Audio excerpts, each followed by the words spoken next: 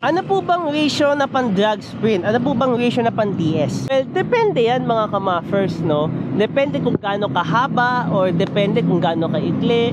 And then, depende rin kung anong klaseng rider ka. So, malay mo, heavy ka, heavy gear. Edi mag-heavy gear ka. O malay mo, spinner ka. Edi mag-spinning ka. Pero, meron din akong alam na mga may tao na mga may magic ratio. So, hindi naman siya parang road bike na nakiklik-click mo lang, no? Para mag-change ng gears. Yung mga ibang tao, mga may tinatawag na magic ratio.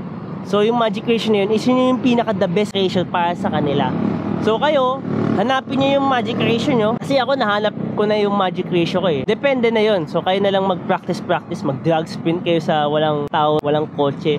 Try nyo mga combination ng mga chainring and cogs kung ano yung mga dapat para sa'yo. And of course, practice nyo na din yung distansya. Kasi hindi lahat ng drag sprint pare-parehas ang distansya. Minsan mahaba, minsan maikli, minsan sakto lang.